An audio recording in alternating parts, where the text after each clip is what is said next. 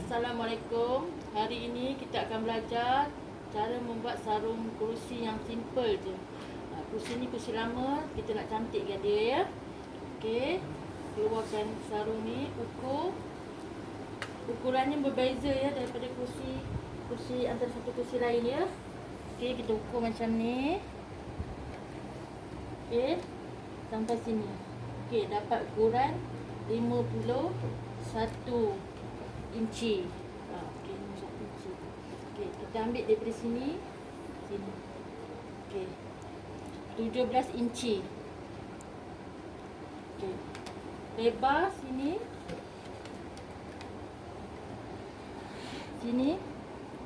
17 inci.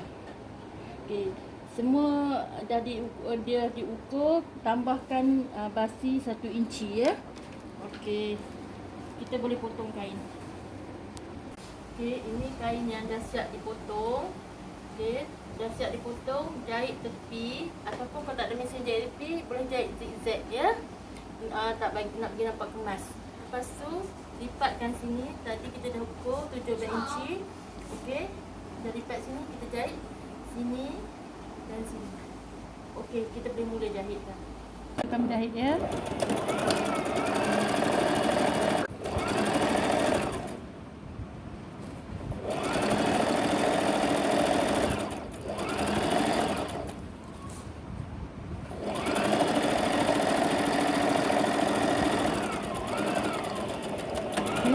Kita menjahit sampai sini je. Ni untuk penyandar kerusi ya. Jahit sebelah lagi ya.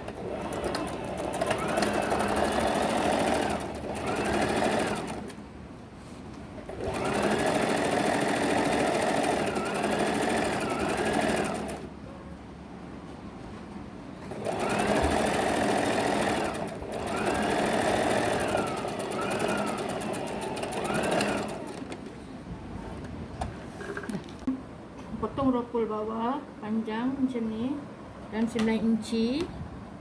Okey, lebar dia, panjang dia terpulang pada kita nak buat kedut banyak, jadi lagi panjang lagi lah.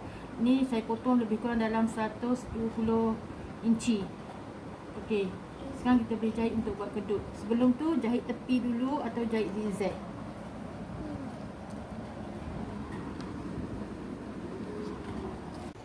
Sarung yang dah siap jahit, okay, kita masukkan kat kerusi. Tengok betul-betul ngam ya.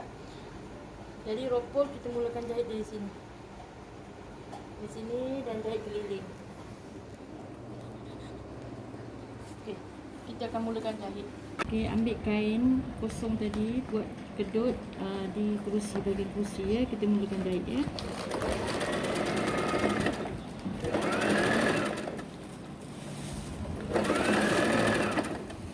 Okey, hati-hati dekat sini sebab dia ada bawah dengan atas ni. Okey, biar jahit biar kemas.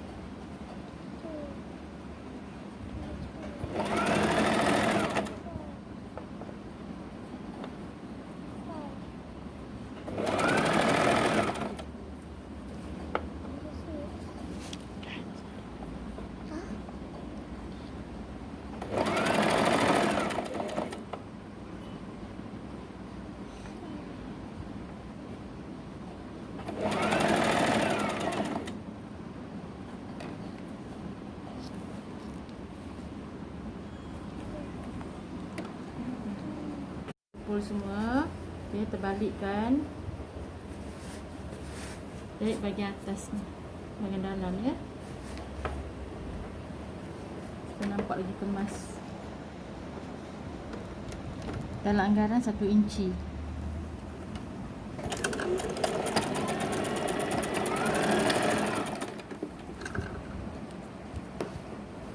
Okey, jahit sebelah lagi.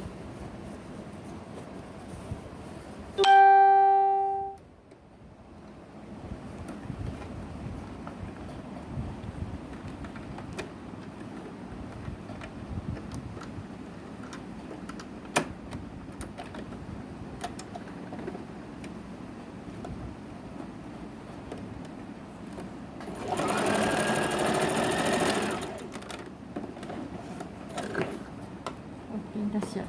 Dah siap jahitnya.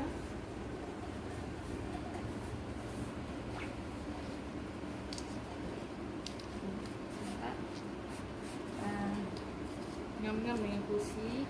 Ini yang kita kena jahit atas ni supaya dia terbentuk macam ni. Okey. Tengok bahagian belakang. Okey. Dah cantik kan kursinya.